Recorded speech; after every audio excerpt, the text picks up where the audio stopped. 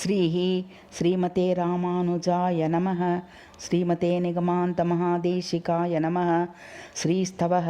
श्रीवच्चिन्नमिश्रेभ्यो नम उक्तिमदीमहे यदुक्तयस्रयीकण्ठे यान्ति मङ्गलसूत्रतां। स्वस्ति श्रीर्दिशतादशेषजगतां सर्गोपसर्गस्थितिः स्वर्गं दुर्गतिमापवर्गिकपदं सर्वं च कुर्वन् हरिः यस्यावीचमुखं तदिङ्गितपराधीनो विदत्तेऽखिलं क्रीडेयं खलु नान्यतास्य रसदा स्यादैकरस्यात्तया। हे श्रीदेवी समस्तलोकजननीं त्वां स्तोतुमीहामहे युक्तां भावय भारतीं प्रगुणय प्रेमप्रदानां दियं भक्तिं बन्धय नन्दयाश्रितमिमं दासं जनं तावकं लक्ष्यं लक्ष्मी कटाक्षवीचि विसृतेस्ते श्याम चामी वयं स्तोत्रं नाम किमामनन्ति कवयो यद्यन्यदीयान् गुणान् अन्यत्र त्वत्सतोदिरोप्य फणितिस्सा तर्हि वन्द्या त्वयि सम्यक् सत्यगुणाभिवर्णनमतो ब्रूयुः कथं तादृशी वाग्वाचस्पतिनापि शक्यरचना त्वत्सद्गुणार्णोनिधौ ये वाचा मनसां त दुर्ग्रहतया ख्याता गुणास्तावकाः तानेव प्रति साम्बुजिघ्नमुदिता हि मामिका भारती हास्यं तत्तु न मन्महे न हि चकोर्येकाखिलां चन्द्रिकां नालं प्रातुमिति प्रगृह्य रसनामासीत सत्यां तृषि चोदेयानपि दुष्टबुद्धिरपि निस्नेहोऽप्यनीहोऽपि ते कीर्तिं देवी लिहन्नहं न च विभिज्ञेज्ञयो न जिह्नेमि च दुष्येत्सा तु न तावता न हि शुना लीडापि भागीरथी दुष्येच्छ्वापि न लज्जते न च बिभेत्यातिस्तु शाम्येच्छुनः ऐश्वर्यं महदेव वाल्पमथवा दृश्येत पुंसां हि यत् तल्लक्षम्याः समुदीक्षणात्तव यतः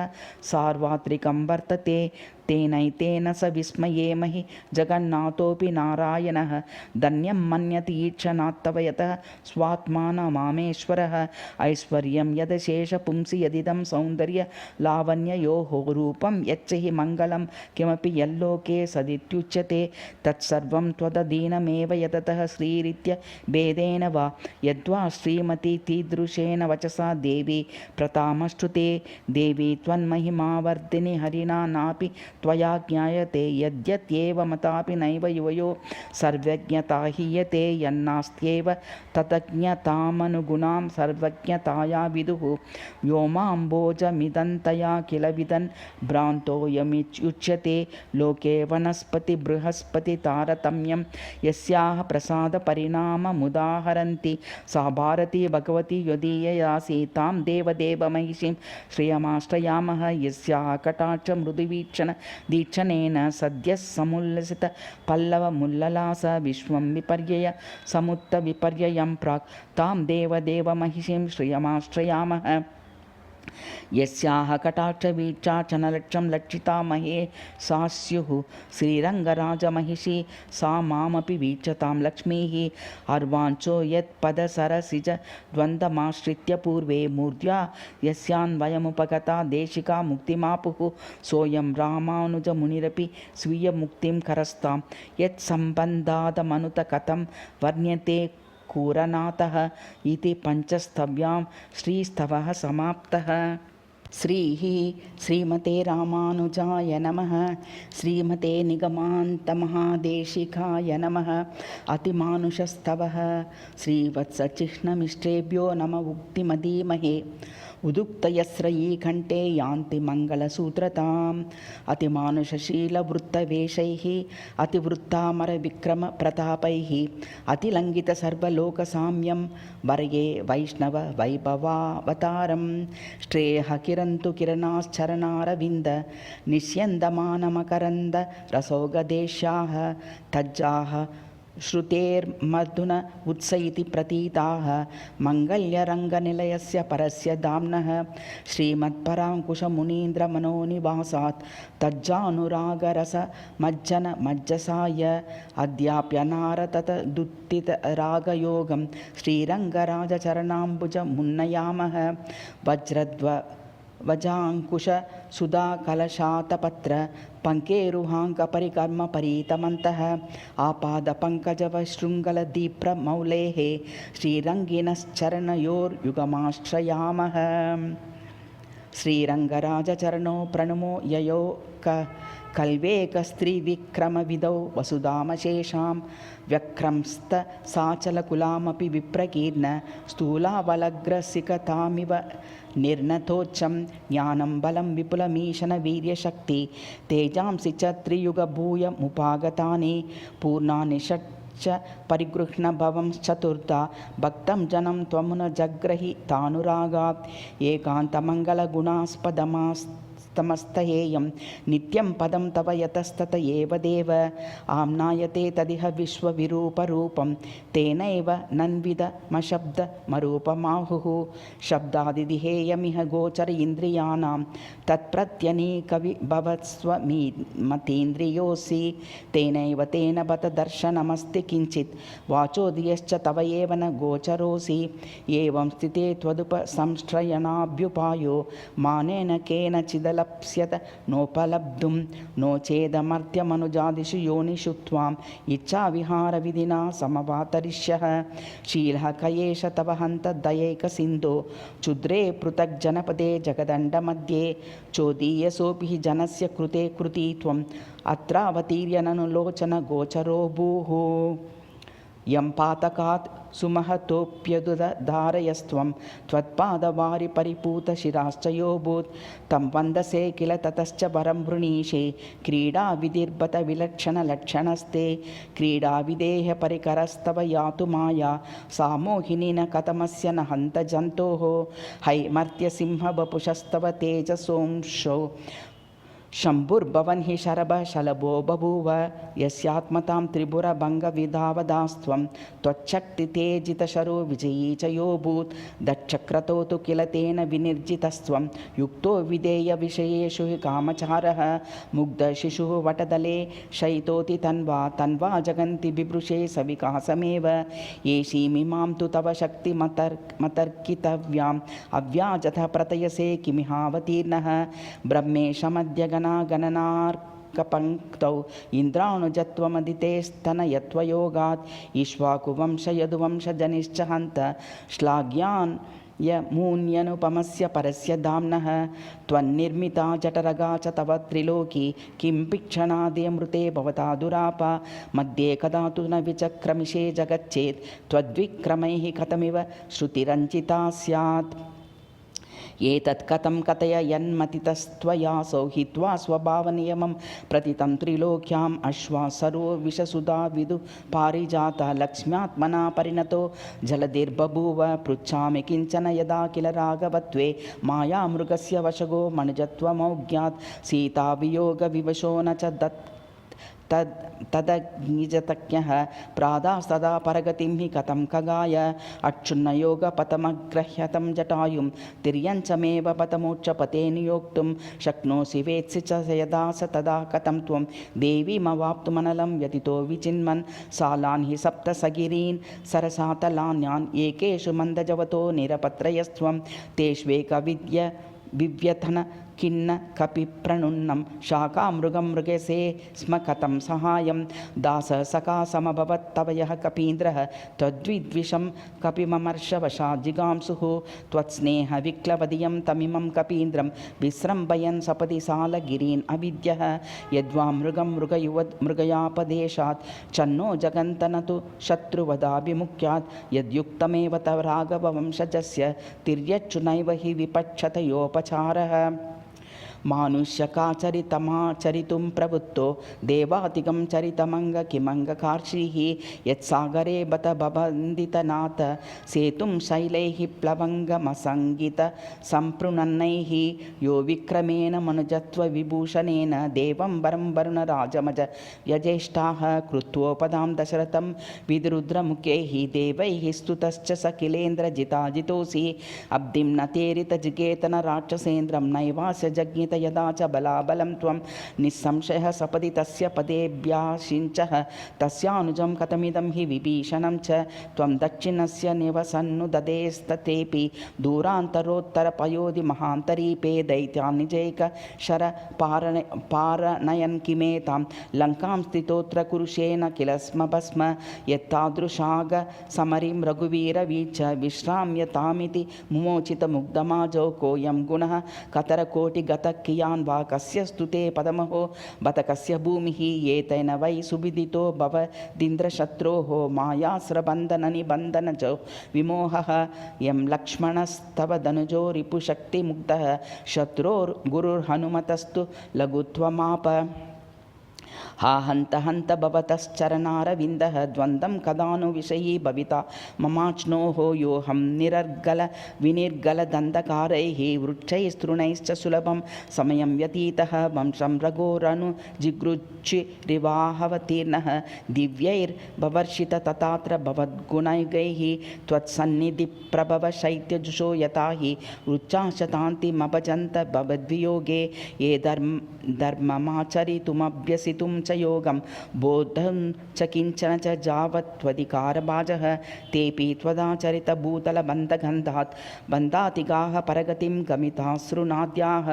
तादृग्गुणो ननु बभूवित राघवत्वे यस्तावकं चरितमन्वभुङ्क्त सोऽत्रैव हन्त हनुमान् परमां विमुक्तिं बुद्ध्वा वधूय चरितं तव सेवतेऽसौ यस्त्वं कृतागसमपि प्रणतिप्रसक्तं तं वायसं परमया कृपया क्षमिष्टाः तेनैव मातृशजनस्य मगागसोऽपि युक्तं समाश्वनमित्युपधारयामि सा पूतना शकटमर्जुन योश्च युग्मं बाल्योचितान्यपरचेष्टित विस्फुलिङ्गे यस्यालबन्तशलभत्वमहो निगूढः सत्वं व्रजे ववृदिशे किल कंसभीत्या पश्यत्सु सुरिषु सदा परमं पदं ते देव्याश्रिया सह वसन् परया विभूत्या योगेन योगनिरतये परिमृग्यमानः किं त्वं व्रजेषु नवनीत महोव्यमुष्णाः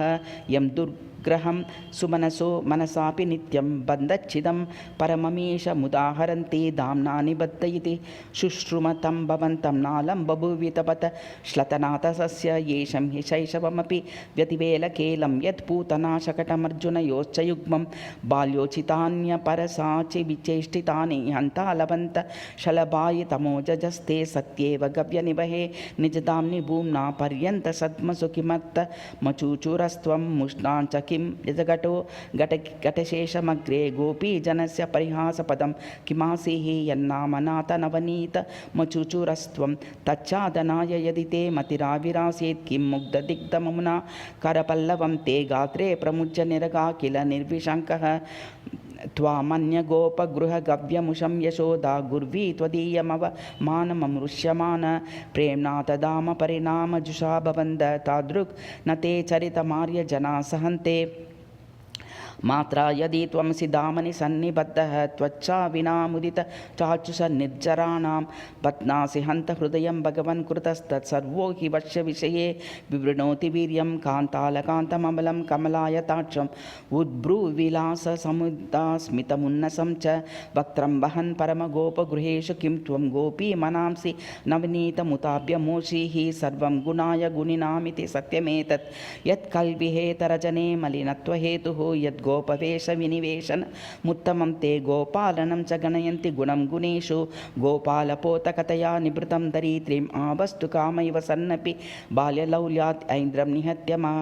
मद्रिमतो ददानः किं तस्तिषे सुरगणाय सवासवाय वेणुक्वणप्रणयिनि त्वयि लोकनाथ बृन्दावनं चरणसञ्चरणै पुनाने भावास्तदा वनबहुः किल कीदृशस्ते त्वद्गीतसिक्तसिकतासु वसुन्धरासु धन्यैः श्रुतं तदिह तावकरासकाले गीतेन येन हि शिलासलिलां बभूवुः पञ्चामि किञ्च परिवृत्तगुणानि भूता युर्वीकृशानुमरुदम्बरशम्बराणि तेभ्यः कृतीन किल कञ्चिदिहास्ति ये वै रासोत्सवोत्सुकधियस्तव काननान्ते वेणुस्वनश्रुतरसोगपरिप्लुतान्ते स्वे सृक्वणी रसनया लिलिहुर्भुजङ्गाः अम्बोधनीलमरविन्ददलायताक्षं पिञ्चावतं सुमरीकृतवेणुपाणिं त्वां गोपवेशपरिकर्मितकाययन्ति धन्यास्तदा ददृशुरुन्मतितान्यभावाः गोवर्धनो गिरिवरो यमुना नदी स वृन्दावनं च मथुरा च पुरी पुराणे अद्यापि हन्त सुलभा कृतीनां जनानाम् एते भवच्चरणचारजुषं प्रदेशाः वृन्दावने स्थिरचरात्मककीटदुर्वा पर्यन्तजन्तुनिशये बतये तदानीं नैवालभामहि जनिं हतकास्तयेते पापाः पदं तव कदा पुनराश्रयामः हा जन्मदासु सिकतासु मया न लब्धं रासे त्वया विरहिता किल गोपकन्याः यास्तावकीनपदपङ्क्तिजुषोजुषन्त निक्षिप्य तत्र निजमङ्गमनङ्गतप्तम् आचिन्वतः कुसुममङ्घ्रिसरोरुहं ते ये बेजिरे बत वनस्पतयो लता वा अद्यापि तत्कुलभुवः कुलदैवतं मे वृन्दावनं मम दियं च सनातयन्ति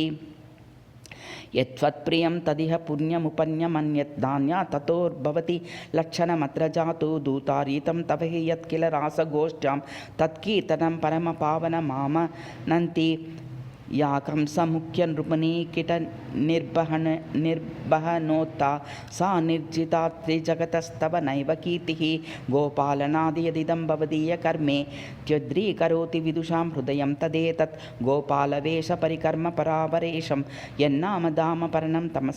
तमसः परस्तात् तत्पिच्छलाक्षण सुदाम कृतोपवीतं गोधूलि दूसरितकुन्तलमन्तरास्तां यद्वै जरासुतभयात् विपलायतास्त्वं तच्चेन्मनुष्यचरितानुविधानजं ते तर्हि त्रिलोकगुरुमीश्वरमीश्वराणां बाणाहवे किमति शम्भुमजृम्भयस्त्वं जातं कुलस्तदकृतज्ञविचेष्टितं ते पुत्री यया किल वरं ववृषे वृषाङ्कात् अच्छेषु सक्तमतिना च निरादरेण वाराणसी हरपुरी भवता विदग्धा सञ्जीवयन्नपि मृतं सुतमुत्तरायाः सान्दीपनेश्चिरमृतं सुतमानयन् च दाम्नो निजाद्विजसुतान् पुनरानयन् स्वामेव तां तनुमहो कथमानयस्त्वम् अद्यापि नास्त्युपुरतिः त्रिविधापचारात् पापः परे निपतितोऽस्मि तमस्य पारे एतादृशोऽहमगतिर्भवतो दयायाः पात्रं त्वदीयचरणो शरणं प्रपद्ये विस्रम्भणं त्वयि न यद्यपि मेऽस्ति नापि श्रद्धा यथोक्तवचनार्थगता तथापि वाचं त्विमां सकृदताप्य सकृन्मयोक्तां सत्यां कुरुष्व दयैव दयैकसिन्धो पापीयसोऽपि शरणागतिशब्दभाजो नोपेक्षणं मम तवोचितमीश्वरस्य त्वज्ञानशक्तिकरुणासु सुतीषु नैव पापं पराक्रम तु मर्हति मामकीनम् इति पञ्चस्तव्याम् अतिमानुषस्तवः समाप्तः। श्रीमते रामानुजाय नमः। श्रीमते निगमान्तमहादेशिकाय नमः। श्रीवैकुण्ठस्थवः श्रीवत्सचिह्नमिश्रेभ्यो नमः मुक्तिमदीमहे यदुक्तयस्रयी कण्ठे यान्ति मङ्गलसूत्रतां यो नित्यमच्युतपदाम्बुजयुग्मरुक्म व्यामोहतस्तदितराणि तृणाय मेने अस्मद्गुरोर्भगवतोऽस्य दयैकसिन्धोः रामानुजस्य चरणौ शरणं प्रपद्ये। त्रैविध्यवृद्धजनमूर्धविभूषणं यत् सम्पञ्चसात्विकजनस्य यदेव नित्यं यद्वा शरण्यमशरण्यजनस्य पुण्यं तत्संश्रयेम बकुलाभरणाङ्घ्रियुग्मं भक्तिप्रभावभवदुत् अद्भुतभावबन्ध सन्दुच्चितप्रणयसाररसौगपूर्णः वेदार्थरत्ननिधिरच्युतदिव्यधाम जीयात् पराङ्कुशपयोधिरसीमभूमा यन्मङ्गलाय महते जगतामुशन्ति त्रैविष्टपान्यपि पदानि यदाश्रयाणि वन्दामहे सरसिजेक्षणमद्वितीयं वेदान्तवेद्यमनिदं प्रथमं महस्तत् पीताम्बरं वरदशीतलदृष्टिपातम् आजानुलम्बिभुजमायतकर्णपाशं तन्मेघमेचकमुदग्रविशालवक्षः लक्ष्मीधरं किमपि वस्तु ममाविरस्तु यत्तत्त्वमक्षरमदृश्यमगोत्रवर्णम् अग्राह्यमव्ययमनीदृशमद्वितीयम् ईशानमस्य जगतो यदनोरणीयः तद्वैष्णवं पदमुदाहरामः आम्नाय मूर्धनि च मूर्धनि चोर्ध्वपुंसां यद्धाम वैष्णवभीक्षणतरं चकास्ति तन्मादृशामपि च गोचरमेति वाचो मन्ये तदीयमिदमाश्रितवत्सलत्वं जानन्नपीह किल मामनपत्रपिष्णुः विष्णोः पदप्रणयिनीं गिरमाद्रियेऽहं नश्वाललीडमपि तीर्थमतीर्थमाहुः नोदन्यतापि च शुना किल लज्जितव्यं देवस्य दैत्यमतनस्य गुणेष्वयत्ता सङ्ख्या च वाग्मनसगोचरमध्यभूताम् अप्येव मन्वपि च तत्र ममातिशान्त्यै कीटस्य तृष्यत उदन्वति विप्रुशालं प्रेमादविघ्नलगिरः पुरुषा पुराणाः त्वां तुष्टुवर्म मधुरिपो मधुरैर्वचोभिः वाचो विडम्बितमिदं मम नीचवाचः चान्तिस्तु ते सविषया मम दुर्वचोभिः आज्ञातवात्र भवती विदिता त्रयी स तां हि प्रमाणमुपजग्मुरतीन्द्रियेर्ते आभासभूयमभियान्त्यपराणि दोषैः येषा तु दोषरहिता महिता पुराणे अन्तर्हितो निधिरसि त्वमशेषपुंसां लभ्योऽसि पुण्यपुरुषै इतरैर्दुरापः तत्र त्रयीं सुकृतिनः कृतिनोऽधिजग्मुः ब्राह्मणेषु ब्राह्मचरितैरितरैर्निर्पेते चित्रं विधेर्विलसितं त्विदमाविरासि दुष्टात्मनामयमहो किल दुर्विपाकः यत्केचिदत्र भवतीं श्रुतिमाश्रयन्तो प्यर्थे कृदष्टिविनिविष्टधियो विनष्टाः बाह्नाः कुदृष्टय इति द्वितयेऽप्यपारं घोरं तमः समुपयन्ति न हि इच्छसे तान् जग्दस्य काननमृगैर्मृगतृष्णिकेत्सोः कासारसत्त्वनिहतस्य चको विशेषः न्यायस्मृतिप्रभृतिभिर्भवता निसृष्टैः वेदोपबृंहणविदावुचितैरुपायैः श्रुत्यर्थमर्थमिव भानुकरैर्विभेजुः त्वद्भक्तिभावितविकल्मषक्ष्ये मुषिकाः ये तु त्वदङ्घ्रिसरसीरुह भक्तिहीनाः तेषाममीभिरपि नैव यथार्थबोधः पित्तग्नमञ्जनमनापुषि जातु नेत्रे नैव प्रभाभिरपि शङ्कसि तत्त्वबुद्धिः तत्त्वात् तत्परपरशतवेदवाक्यैः सामार्थ्यः स्मृतिभिरप्यततादृशीभिः त्वामेव तत्त्वपरसात्विकसत्पुराणैः देवज्ञदीभिरपि निश्चिनुमः परेषाम् अन्यत्र तु क्वचन केचिदिहेष शब्दात् लोकप्रसिद्धिमुपगम्य तमीशमाहुः तैश्च प्रसिद्धिविभवस्य समूलतायै ग्राह्णात्रयी त्वयि तु साच्युत सन्मुखीना यः कल्वनोरणतुरो महतो महीयान् आत्मा जनस्य जनको जगतश्च योऽभूत् वेदात्मकप्रणवकारणवर्णवाच्यं तं त्वां वयं तु परमेश्वर मामनामः आत्मेश्वरोऽसि न परोऽस्ति तवेश्वरोऽन्यः विश्वस्य चाधिपतिरस्य परायणं च नारायणाच्युतपरस्त्वमिहैक एव ब्रह्मादयोऽपि भवदीक्षणलब्धसत्ताः नित्यसमाभ्यधिकवर्जित ऊर्जितश्रीः नित्येक्षरे दिवि वसन् पुरुषः पुराणः सत्त्वप्रवर्तनकरो जगतोऽस्य मूलं नान्यस्त्वदस्ति धरणीधरवेदवेद्य यम्भूतभव्यभवदीश मनीषमाहु अन्तःसमुद्रनिलयं यमनन्तरूपं यस्य त्रिलोकजननी महिषी च लक्ष्मीः साक्षात् स एव पुरुषोऽसि सहस्रमूर्ध्वा सर्वश्रुतिष्वनुगतं स्थिरमप्रकम्पं नारायणाह्यदरं त्वमिवानवद्यं सूक्तं तु पौरुषमशेषजगत्पवित्रं त्वामुत्तमं पुरुषमीश मुदा जहार आनन्दमैश्वरमवाङ्गमनसावगाह्यम् आम्नाशिशुः शतगुणोत्तरितक्रमेण सोऽयं तवैव नृषुः त्वामिहान्तरात्मा त्वं पुण्डरीकनयनः पुरुषश्च पौष्णः यन्मूलकारणमबुध्यत सृष्टिवाक्यैः ब्रह्मेति वा सदिति वात्मगिरा तवा यत् नारायणास्त्विति महोपनिषद्ब्रवीति सौबालिकी प्रभृतयोऽप्यनुसृत्यर्थाः जग्मुरेणां ज्योतिः परं परमतत्त्वमतोपरात्मा ब्रह्मेति च श्रुतिषु यत्परवस्त्वधीतं नारायणस्तदिति तद्विशिनष्टि काचित् विष्णोः पदं परमप्रियमित्यपरा गृह्णाति सन्तीदृशः श्रुतिशिरस्तु परसहस्राः वाचस्तव प्रतयितुं परमेषु तृत्वं किञ्चेह न व्यजगनः कृमिधातृभेदं क्रामन् जगन्ति निगिरन् पुनरुद्गिरश्च रूपश्रिया परमया परमेण दाम्ना चित्रैश्च कैश्चिदुचितैर्भवतश्चिरात्रैः चिह्नैरनिह्नवपरैरपरैश्च कैश्चित् निश्चिन्वते त्वयि विपश्चित ईशितृत्वम् यस्याः कटाक्षणमनुक्षणमीश्वराणाम् ऐश्वर्यहेतुरि सर्वजनीनमेतत् तां श्रीरिति त्वदुपसंश्रयणा निराहुः त्वां हि श्रियः श्रियमुदाहुरुदारवाचः माया त्वया गुणमयी किल या निसृष्टा सा ते विभो किमिव नर्मण निर्मिमीते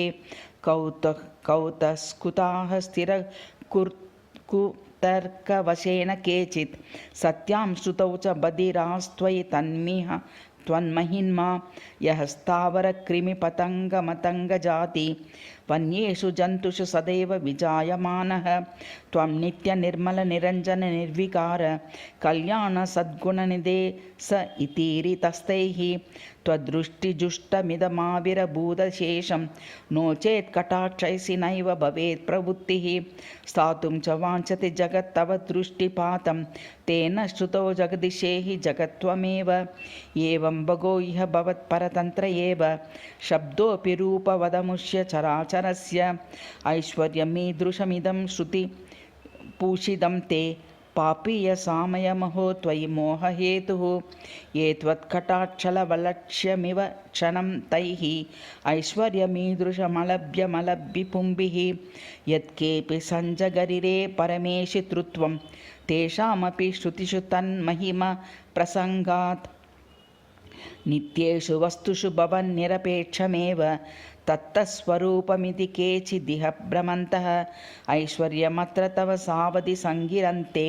ब्रूते त्रयी तु निरुपाधिकमीशनं ते इच्छा तयेव तव विश्वपदार्थसत्ता नित्यं प्रियास्तव तु केचन ते हि नित्याः नित्यं त्वदेकपरतन्त्रनिजस्वरूपाः भावत्कमङ्गलगुणा हि निदर्शनं नः विश्वस्य विश्वविधकारणमच्युत त्वं कार्य तदेतदखिलं चिदचित्स्वरूपं तं निर्विकार इति वेदशिरस्सु घोषो निस्सीममेव तव दर्शयति तृत्वं किं साधनः क्व निवसन् किमुपाददानः कस्मै फलाय सुजतीश इदं समस्तम् इत्याद्यनिष्ठितकुतकर्मतकर्यन्तः त्वद्वैभवं श्रुतिविदो विदुरप्रतक् यत्संवृतं दशगुणोत्तरसप्ततत्त्वैः अण्डं चतुर्दश जगत् भवदातृधाम अण्डानि तत्सु सदृशानि परश्शतानि क्रीडाविधेस्तव परिच्छदतामगच्छन् इच्छाविहारविधये विहितान्यमूनि स्यात् त्वद्विभूतिलवलेशकलायुतांशः यावै न जातु परिणामपदास्पदं सा कालातिगा तव परा महती विभूतिः यद्वैष्णवं हि परमं पदमामनन्ति कं वा यदेव परमं तमसः परस्तात् तेजोमयं परमसत्त्वमयं ध्रुवं यद् आनन्दकन्दमतिसुन्दरमद्भुतं यद्ब्रह्मरुद्रपुरुहूतमुखैर्दुरापं नित्यं निवृत्तिनिरतैः सनकादिर्भिर्वा सायुज्यमज्ज्वलमुशन्ति यदा परोक्षं यस्मात् परं न पदमच्युतमस्ति किञ्चित् रूपेण सद्गुणगणैः परया समृद्धया भावैरुदारमधुरैरपि वा महिन्मा तादृक्तदीदृगिदमित्युप्रवर्णयन्त्यो वाचो यदीयविभिवस्य तिरस्रिकायै यद्बुद्ध्यपक्षयविनाशमुखैर्विकारैः एतैरसंस्तुतमनस्तमितास्ति शब्दं यद्गौरवातृतिषु फल्गुफलं क्रियाणाम् आदिष्टमन्यद सुखोत्तरमध्रुवं च निष्कल्मषैर्निहतजन्मजराविकारैः भूयिष्ठभक्तिविभवैर्भवैरवाप्यम् अन्यैरधन्यपुरुषैर्मनसाप्यनाप्यं वैकुण्ठनाम तव धाम तदाममन्ति नित्या तवान्यनिरपेक्षमहामहिन्मो प्येतादृशी निरवधिर्नियता विभूतिः ज्ञानादयो गुणगणा समतीरसीमाः लक्ष्मीः प्रिया परिजनाः पतगेन्द्रमुख्याः एकस्य येषु हि गुणस्य लभायुतांशः स्यात् कस्यचित् सकलो वाग्मनसातिगश्रीः एतादृशोऽत्यवदयः समतीतसङ्ख्या त्वत्सद्गुणास्त्वमसि तन्निरपेक्षलक्ष्मीः सर्वस्य चैव गुणतो हि विलक्षणत्वम् ऐश्वर्यतश्च किल कश्चिदुदञ्चितः स्यात् तत्प्रच्युत त्वयि विभवो गुणाश्च सम्बन्धतस्तव भजन्ति हि मङ्गलत्वं दूरे गुणास्तवत सत्वरजस्तमांसि तेन त्रयी प्रतयति त्वयि निर्गुणत्वं नित्यं हरे निखिलसद्गुणसागरं हि त्वामामनन्ति परमेश्वरमीश्वराणां ज्ञानात्मनस्तव तदेव गुणं गुणान्ति तेजोमयस्य हि मनेर्गुण एव तेजः तेनैव विश्वमपरोक्षमुदीक्षसे त्वं रक्षा त्वदीक्षणत एव यतो किलस्य त्रयुद्युता तव यवत्वमुखैर्गुणागैः आनन्दमेदितमियानिति सन्नियन्तुं ते ये शतं त्विति परम्परा प्रवुत्था नैवैष वाग्मन सगोचर इत्युदाह एवं तया चतुरया तव यौवनाद्याः सर्वे गुणाः समस्तविभूतिभिश्च प्रव्याह्यताः स्युरवदीनवदीरयन्तो वाचामगोचरमहामहिमान एव संवर्तवर्ति निखिलं निरभिज्ञमज्ञं चित्रे च कर्मणि यथार्हमहो नियञ्चन् सद्य कृमिद्रुहिणभेदमभेदमेतत् आविश्चकर्त सकृदीक्षणदीक्षणेन अस्तं यदुद्यदुपचाप्यपचाय चैवम् ईशं दरिद्रमतजङ्गममप्यनिङ्गं विश्वं विचित्रमविलक्षणवीक्षणेन विक्षोभयस्य न बधिर्बत शक्तिरैषीः रूपप्रकारपरिणामकृतव्यवस्थं विश्वं विपर्यसितुमन्यदसच्च कर्तुं क्षाम्यन् स्वभावनियमं किमुदीक्षसे त्वं स्वातन्त्र्यमैश्वरमपयर्नु योज्यमाहुः संवर्तसंवृतकरस्य सहस्ररश्मेः उस्रं तमिस्र यदजस्र विहारिहारी नित्यानुकूलमनुकूलनृणां परेषाम् उद्वेजनं च तव तेज उदारहन्ति नैव ह्यवाप्यमनवाप्तमिहास्ति यस्य सत्तापि तस्य तव वीक्षणतः प्रजानां सम्पत्तु किं पुनरितो न वदान्यमन्यं मन्ये त्वमेव खलु मिन्दिरायाः पापैरनादिभवसम्भववासनोत्तैः दुःखेषु यः सलमिमङ्क्षति हन्तजन्तुः तं केवलं नु कृपयैव समुद्धरिष्यन् तद्दुष्कृतस्य नु निष्कृतिमान्तशास्त्रैः शास्त्रेण नादिनिधनैः स्मृतिभिस्वदीय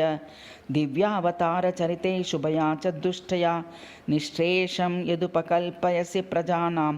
सा त्वत्कृपा जलधि तल्लज वल्गितश्रीः हैहन्तजन्तुषु निरन्तरसन्ततात्मा पम्पाहि नाम वद कोऽयमचिन्त्यशक्तिः यस्त्वत्कृपा जलधिमष्ट्यतिवेलकेलम् उल्लङ्घयत्यकृतबासुरभागधेयान् यद्ब्रह्मकल्पनियुतानुभवेऽप्यनाश्यं तत्किल्बिषं सृजति जन्तुरिह क्षणार्धे एवं सदा सकलजन्मसु सापराधं क्षाम्यस्य हो तदभिसन्धि विराममात्रं शान्तिस्तवेयमियति महती कथं नु मुह्येदहो त्वयि कृताञ्जलि पञ्चरेषु इत्थं स्वतो निखिलजन्तुषु निर्विशेषं वात्सल्यमुत्सुकजनेषु कथं गुणास्ते विश्वं ध्यैव विरचम्य निचाम्य भूयः सञ्जह्युषु सति समाश्रितवत्सलत्वे आजग्मुषस्तव जगोत्तमबृंहितेन पादं पराममृषुषोऽपि चकामनीषा यं कश्चिदेव यदि किञ्चन हन्तजन्तुः भव्यो भजेत भगवन्तमनन्यचेताः तं सोऽयमीदृशय्यानिति वाप्यजानत् हैवैनतेय सममप्युररीकरोषि त्वत्साम्य एव भजतामभिमाञ्चसि त्वां तत्सात्कृतैर्विभवरूपगुणैस्त्वदीयैः मुक्तिं ततो हि परमं तव साम्यमाहुः त्वद्दास्यमेव विदुषां परमं मतं तद्वै तथास्तु कथमोहमहो स्वभावः यावान् यथाविधगुणो भजते भवन्तं तावान् तथाविधगुणस्तदधीनवृत्तिः संश्लिष्यसि त्वमिह तेन समानधर्मा नीलाञ्जननाद्रिनिभ मुन्न समायताश्रम् आजानुजैत्रभुजमायतकर्णपाशं श्रीवत्सलक्षणमुदारगभीरनाभिं पश्येम देव शरदः शतमीदृशं त्वाम् अम्बोरुहाक्षमरविन्दनिभाङ्घ्रियुग्मम् आताम्रतामरसरसम्यकराग्रकान्ति भृङ्गालकं भ्रमरविभ्रमकायकन्ति पीताम्बरं वपुरदस्तु वयं स्तवाम भ्रुविभ्रमेण मृदुशीतविलोकितेन मन्दस्मितेन मधुराक्षरया च वाचा प्रेम प्रकर्षिपिशुनेन विकासिना च सम्भावयिष्यसि कदा मुखपङ्कजेन वज्राङ्कुशध्वज सरोरुह शङ्खचक्र मत्सीसुधा कलशकल्पकल्पिताङ्ग्रं त्वत्पादपद्मयुगलं विगलत्प्रभाद्भिः भूयो विशेष्यति कदानु शिरो मदीयम् त्रैविक्रमक्रमकृताक्रमणत्रिलोकम् उत्तम समुत्तममुनुत्तमभक्तिभाजां नित्यं धनं मम कदा हि मदुत्तमाङ्गम् अङ्गीकरिष्यति चिरं तव पादपद्मम् उन्निद्रपत्रशतपत्रसगोत्रमन्त लैखारविन्दमभिनन्दनमिन्द्रियाणां मन्मूर्तिहन्तकरपल्लवतल्लजं ते कुर्वन् कदा कृतमनोरथ शिष्यसे माम् आङ्गीनि सर्गनियता त्वयि हन्तकान्तिः नित्यं तवालमीमेव तथापि चान्या वैभूषणी भवति कान्तिरलन्तरां सा है पुष्कलैव निखिलापि भवद्विभूतिः श्रीवत्सकौस्तुभकिरीटललाटिकाभिः केयूरहारकटकोत्तमकण्टिकाभिः उद्दामदाममणिनूपुरनीविबन्धैः भान्तं भवन्तमनिमेषमुदीक्षिषीय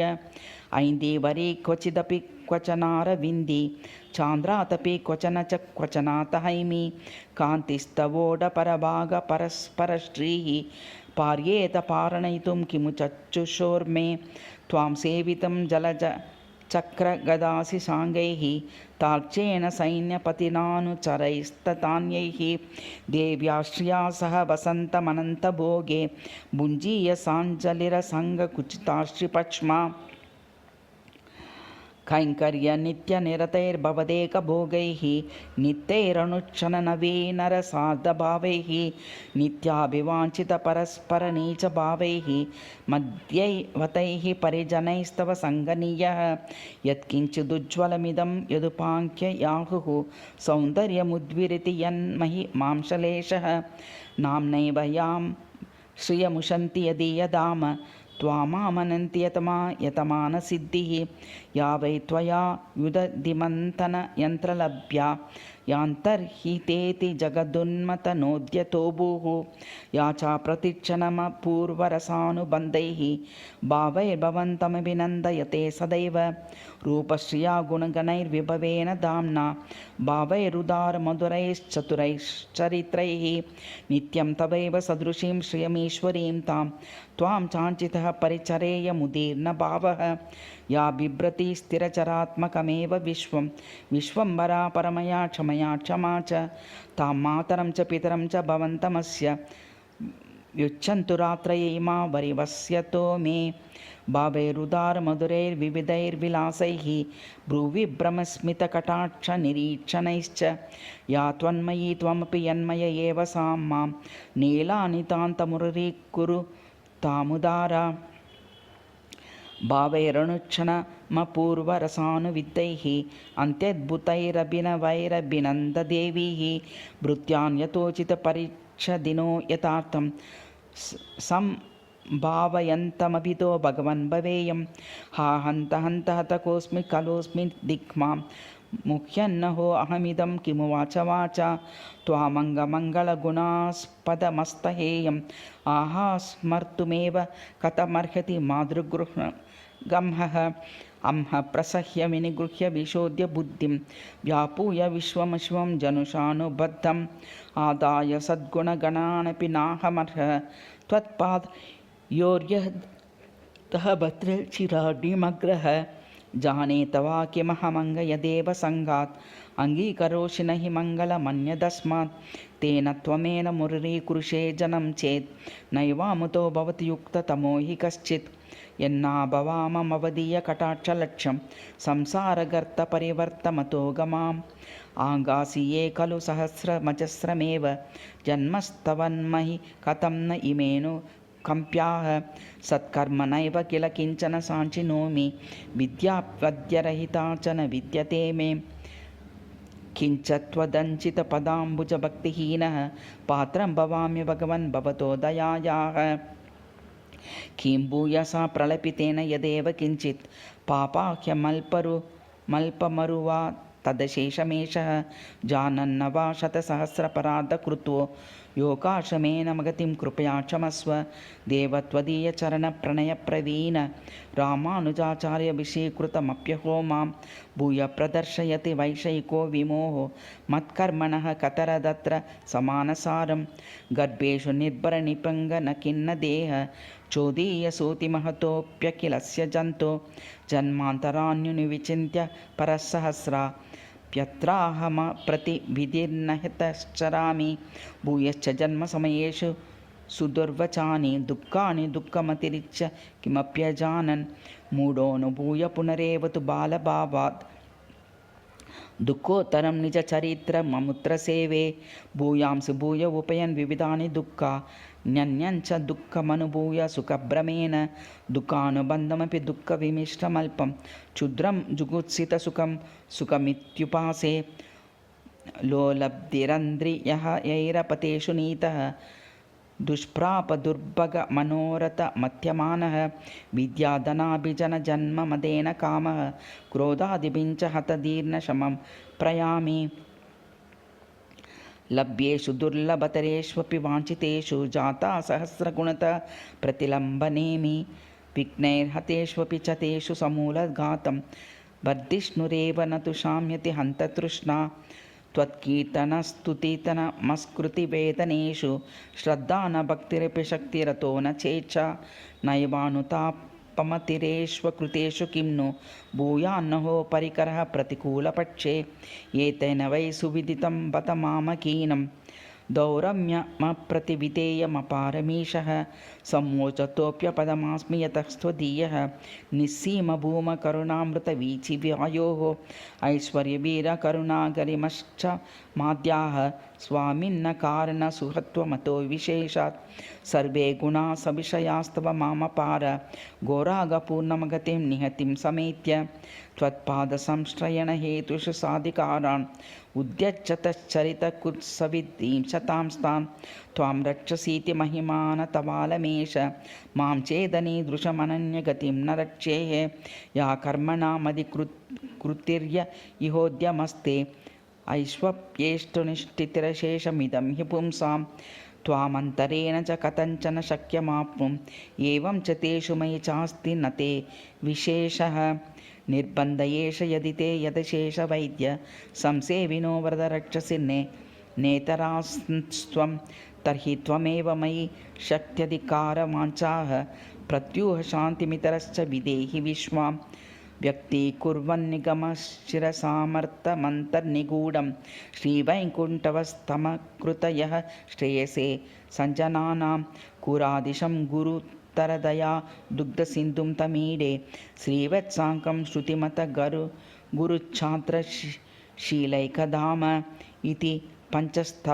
पञ्चस्तव्यां श्रीवैकुण्ठस्तवः समाप्तः।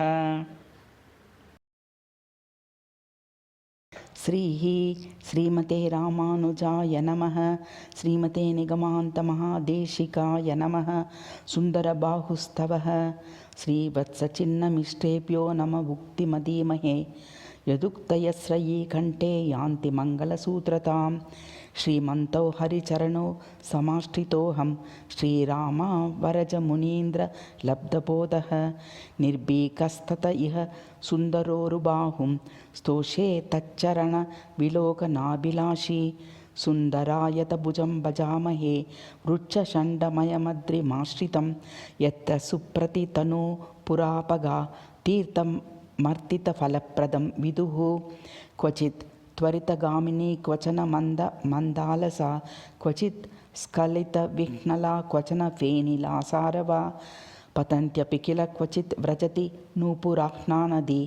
ससुन्दरभुजाह्यं मधुनिपीयमत्तायता उदधिगमन्दरान्द्रिमतिमन्थनलब्धपयो मधुरसेन्दिराह्यसुधसुन्दरदोःपरिगम् अशरणामाद्रशात्मशरणं शरणार्तिजन प्रवणधियं भजेत तरुषण्डमयाद्रिपतिं शशधररिङ्कणाढ्य शिखमुञ्चिकरप्रकरं तिमिरनिभ प्रभूत तरुषण्डमयं भ्रमदं विदुरित सप्तलोकसुविशृङ्गलशङ्करवं वनगिरिमावसन्तमुपयामि हरिं शरणं यत्तुङ्गशृङ्गविनिशङ्गे सुराङ्गनानां नस्तोर्ध्वपुण्ड्रमुखमण्डनमण्डितानां दर्पण्यभूतधृतमपङ्कशशाङ्कपृष्ठं तद्धाम सुन्दरभुजस्य महान् वनाद्रिः यदीयशिखरागतां शशिकलां तु शाखा मृगाः निरीच्य हरशेखरी भवनमामृशन्तरस्तः तृषन्ति न हि देवतान्तरसमाश्रितेति स्फुटं स एष सुमुहातरुव्रजगिरिः गृहं श्रीपतेः सुन्दरदोर्द्रिव्याज्ञालम्बनकातरवशानुयायिनि करिणि प्रणयज कलहसमाधिः यत्र वनाद्रिः स एष सुन्दरदोष्णः स एष सौन्दर्यनिधेः धृतश्रियो वनाचलो नाम सुधाम यत्र हि भुजङ्गराजस्य कुलस्य गौरवात् न खण्डिताः कुण्डलिनः शिखण्डिभिः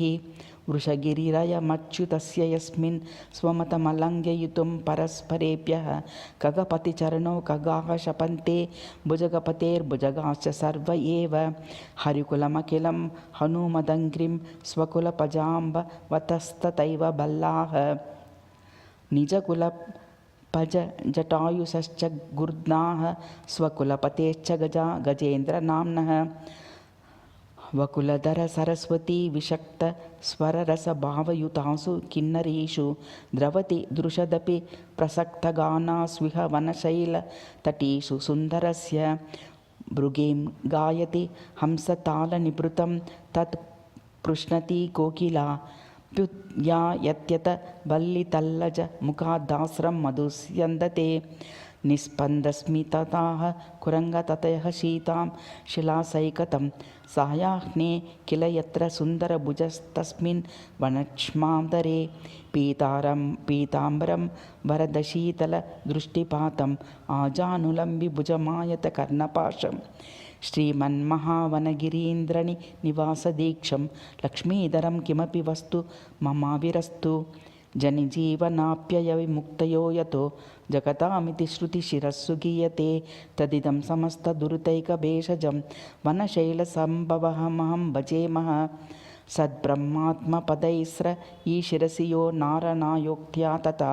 व्याख्यायतो गति साम्यलब्धविषयानन्यवत् बोधोज्ज्वलैः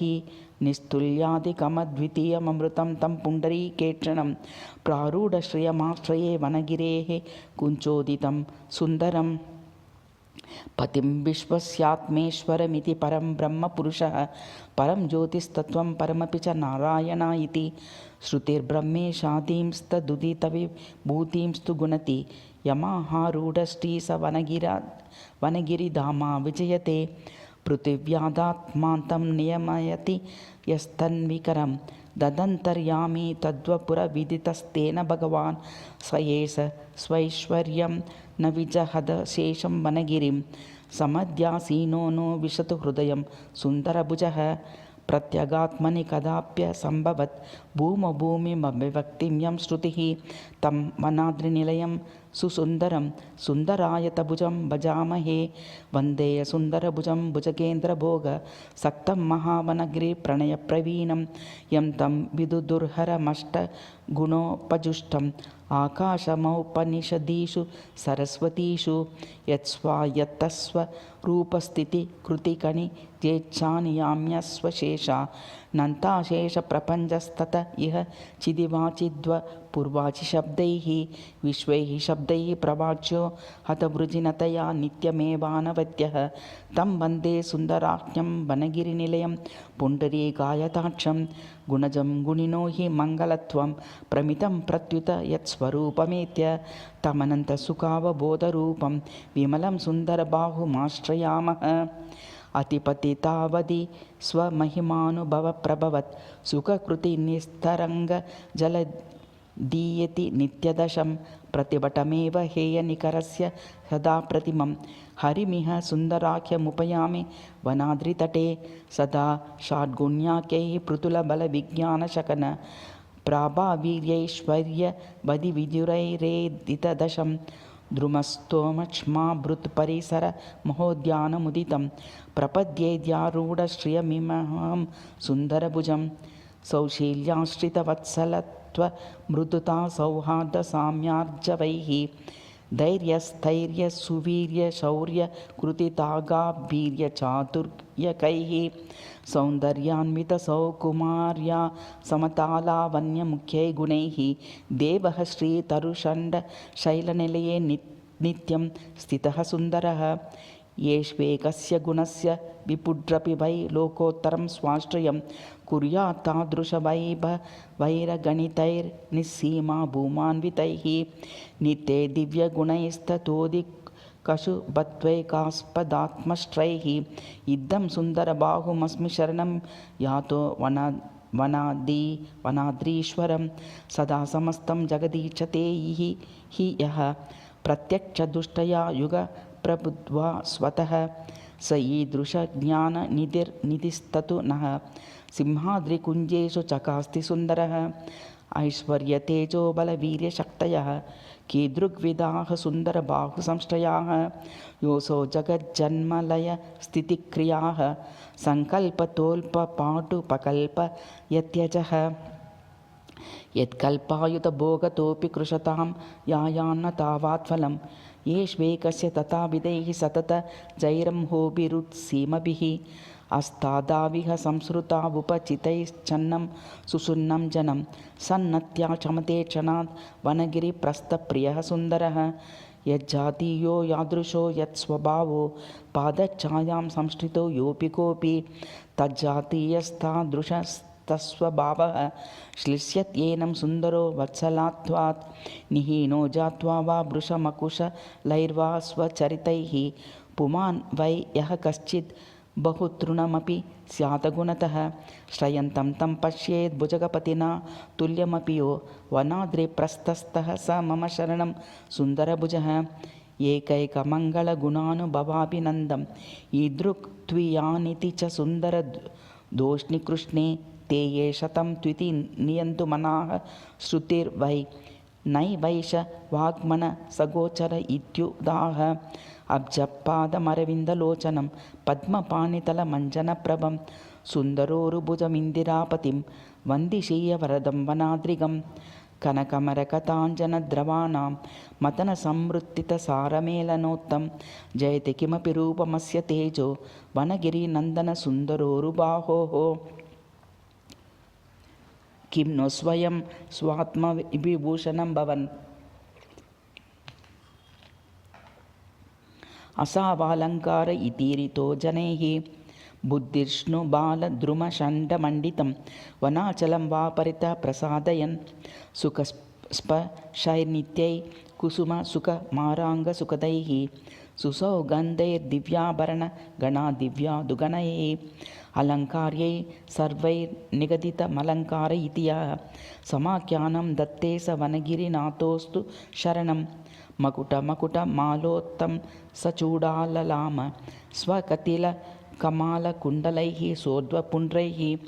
मणिवरवनमालाहारकेयूरकण्ठैः तुलसीकटक काञ्चीनो पूरादैश्च भूषैः असिजलजरताङ्गैः शार्गकौमोदकीभ्याम् अगणितगुणजालैरायुधैरप्यतान्यैः सततवितशोभं पद्मनाभं वनान्द्रेः उपवनसुकलीलं सुन्दरं वन्दिशीय आजानजस्वगतबन्धुरगन्धलुब्ध ब्राह्म्यद्विदग्धमधुपालिसदेशकेशं विश्वादिराज्यपरिबर्हकिरीटराजं है सुन्दरस्य बत सुन्दरमुत्तमाङ्गम् అందం తమస్తిమిరనిర్మితమేవ యత్ స్యాత్ తత్సారసాధితసుతన్వితవృత్తవార్తం ఈశస్య కేశవ గిరేరళకాళిజాలం తత్తుల్యకుల్యమధుపాడ్య మహావనస్య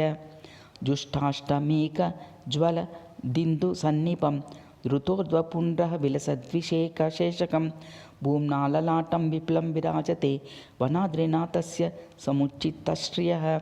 सुचारुचापद्वय विभ्रमं भ्रुवोः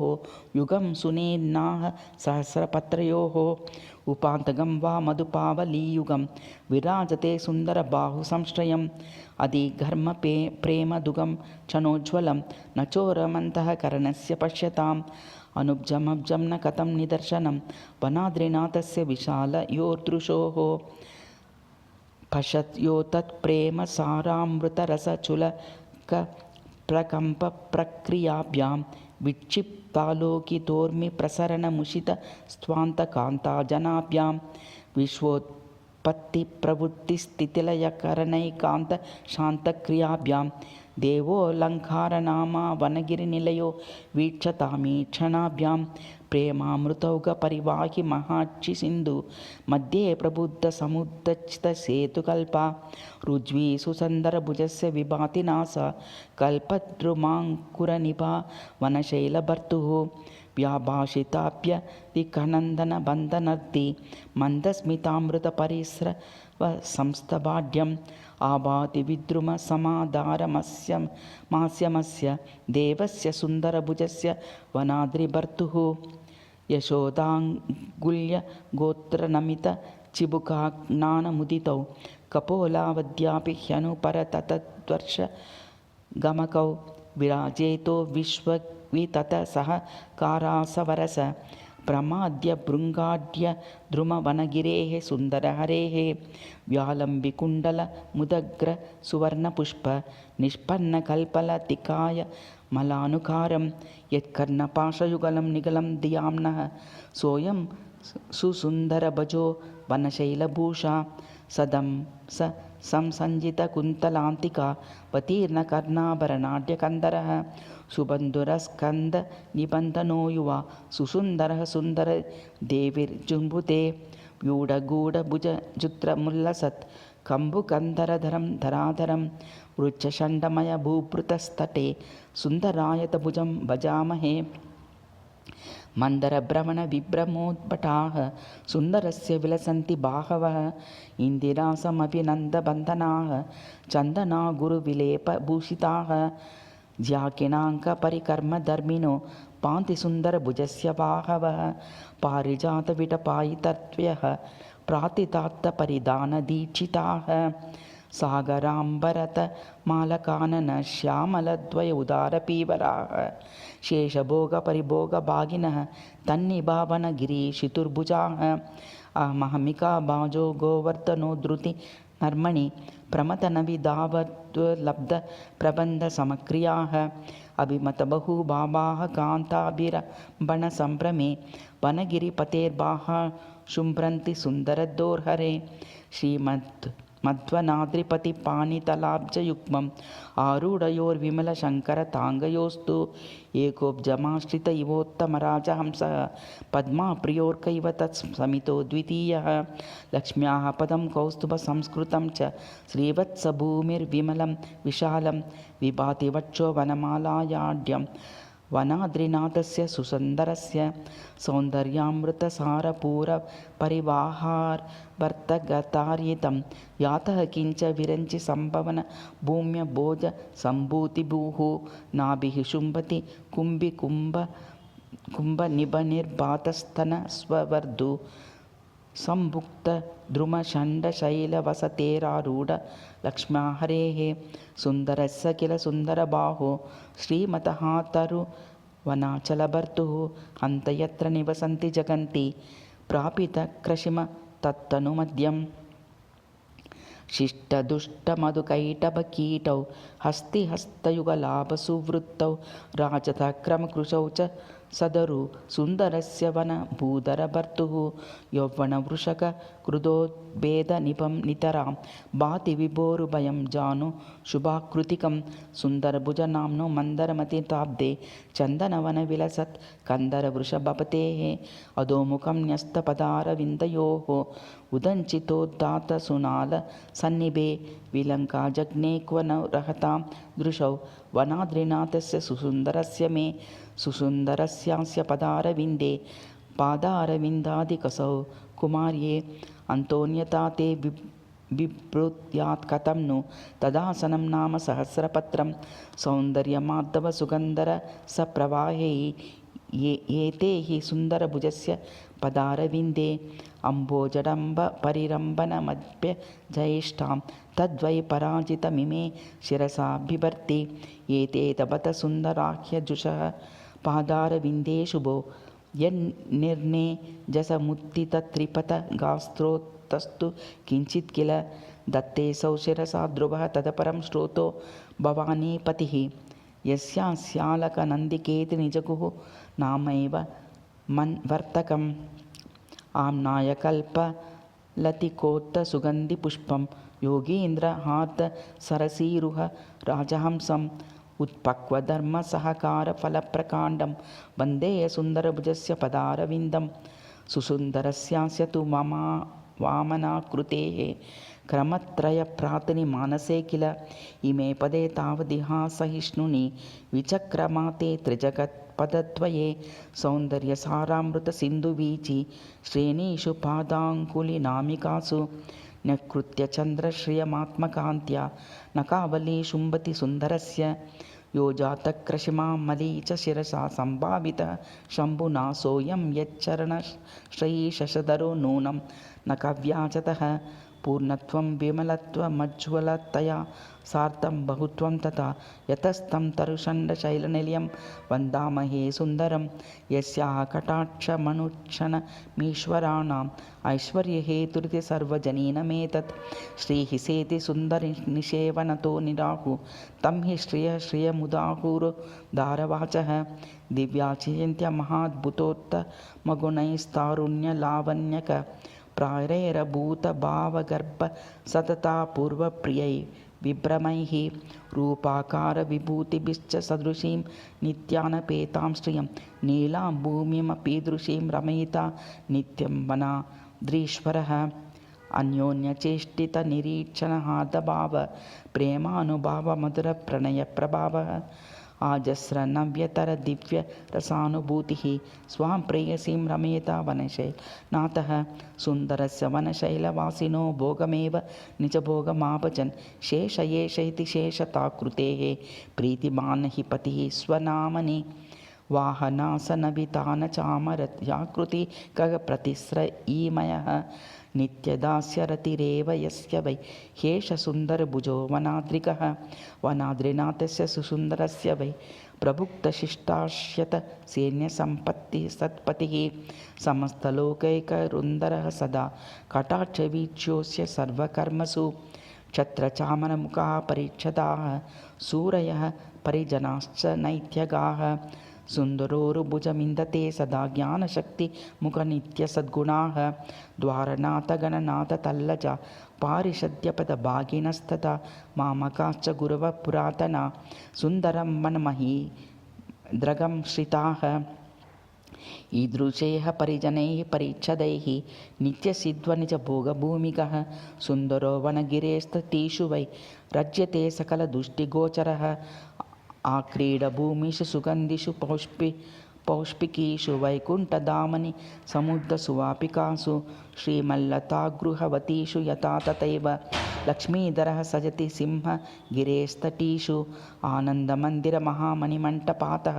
लक्ष्म्या भुवाम्यहि पतौ सह नीलया च निस्संज्ञ नित्यनिज दिव्यजनैकसेव्यो नित्यं वसन् सजति सुन्दर दोर्वनाद्रौ प्रत्यर्थिनी त्रिगुणक प्रकृतेरसीम्नि वैकुण्ठधाम्नि पराम्बरनाम्नि नित्ये नित्यं वसन् परमसत्त्वमयेऽप्यतीत योगीन्द्रवाग्मनस एष हरिर्वनाद्रौ लोकां चतुर्दश ददत् किल सुन्दरस्य पङ्कीगुणोत्तरितसप्तवृदीतमण्डम् अन्यानि चारस्य सुसंदृशि परशतानि क्रीडाविधेरिह परीक्षद तामगच्छन् सुरनरतिर्युगादिबहुभेदका कभिन्नविधं जगदत चाण्डमण्डवर्णानि च सप्त तथा गुणपुरुषौ च मुक्तपुरुषा च वनाद्रिपतेः उपकरणानि नर्मविधयेऽपि भवन्ति विभोः ज्ञानिनः सततयोगिनो हि ये सुन्दराङ्गे परभक्तिभागिनः मुक्तिमाप्य परमां परे पदे नित्यङ्किरपदं भजन्ति ते देवस्य सुन्दरभुजस्य वनाद्रिभर्तुः हैशीलवत्वमथवा स्थितवत्सलत्वम् ऐषस्वभावमजहिद्भिराहिवा तारैः यो लञ्चकार जगदाश्रिततुल्यधर्मा सिंहाद्रिनाथ तव वाग्मनसातिवृत्तं रूपं त्वदीन्द्र यमुदाः रहस्यवाणी येमं च न त्वमिह चेत समवातरिष्यः त्वज्ञानभक्तिविदयोद्य मुदा भविष्यन् ये भक्ता भवदेकभोगमनसोऽनन्यात्मसञ्जीवनाः तत्संश्लेषण तद्विरोधिनि धनार्दतं वनाधीश्वरः मध्येण्डं यदवातरः सुरनराद्याकार दिव्याकृतिः तेनैव त्रिदशैर्नरैश्च सुकरं स्वपार्थितप्रार्थनं श्रीमन्महावनगिरीशविधीशयोस्ते मध्ये तु विष्णुर्यः प्रथमावतारः तेनैव चेत तव महिन्मि जना किलान्दा त्वन्मत्स्यभावमवगम्य कथं भवेयुः हे देव सुन्दरभुज त्वमिहाण्डमध्ये शैलभ्यतो विसदृशं चरितं महिन्मः अङ्गीकरोषि यदि तत्र सुरैरमीभिः साम्यां निकर्षपरिपालनमेव साधु इहावतीर्ण्य स वनाद्रिनाथ ते निगूहतः स्वं महिमानश्वरम् उमापतेः किं विजय प्रियङ्करा वेन्द्रजितस्रबन्धना पृच्छनमूर्छनोद्वति दुतव्यावर्तितावर्तवत् संवर्तार्णवनीरपूरिविलटत्पाटीनदी व्याकृतेः सिंहाद्रीशनवैभवं तव कथं स्वालक्ष्यमालक्ष्यते पश्चाक्षस्य जुगुच्छोऽपि विभवं लक्ष्मीधरा दोक्षज सा चलावटतटाकदीर्तिका जाह्नवी जलधिवर्तितक्षये शृङ्गसङ्गमितनोर्मनोरभूः अग्रतोण्डजवपुरी सुन्दर प्रलयजनीरपूरपरिपूरितस्वनिनिलय वसन्नवदन भ्रमदशरण्यभूतशरणार्ति नाकिशरणं भवन् स्वकृपया चलदुदधीरिताम्बुलकुल शीक्रियाड्यगमनः स्वपृष्ठविधृता चलकुल एष मीनतनुरत्नसुन्दरभुजो वनाद्रिविषयः स्वपुष्टे पृष्ठाद्रिभ्रमणकरणैः किञ्चपनिनो विकृष्टिव्याकृष्टिव्यतिविदुतदुग्धाब्धिचलितैः अविस्पन्दो नन्दन् विकसदरविन्देक्षणरुचिः पुराभूः सिंहाद्रे प्रियतमहरे कच्छपवपुः जगत्प्रलीनं पुनरुद्विदीर्षतः सिंहक्षितिचिन्निलयस्तसुन्दर पुरावरास्य तवेयं मुर्वरा द्रष्टाम्ययेन्द्रो किल लक्ष्मलक्षिता न वायुः पस्पन्दे ययतुरतवास्तं शशिरवि दिशो नशन् विश्वाप्यचलज्जला सा चलकुला नभश्च प्रश्चोति क्वथितमपि पातो नरहरौ त्वयि स्तम्भे शुम्भद्वपुषि सति हे सुन्दरभुज अरालं पातालं त्रिदशनिलयः प्रापितलयो दरिद्री निर्धूता युयुरपि दिशः कामपि दिशाम् अजृम्बिष्टाम्बोधिः गुमुगुमिति गूर्णन् सुररिपोः विबिन्दाने वक्षस्त्वयि नरहरो सुन्दरभुज न कक्र कचक प्रदिकथितदैव्यवक्षस्थली समुत्तरुदिरक्षटाक्षरितबिम्बितं स्वं वपुः विलोक्य ऋषितः पुनः प्रतिमुखेन्द्र शङ्कावशत् स एष नरकेसरी स इह दृश्यते सुन्दरः चित्रियं जने संहति पालनैः निगिरणोद्गिरणोद्वरणैरपि वनगिरीश तवैव सती कथं वरदवामनभिक्षणमर्हति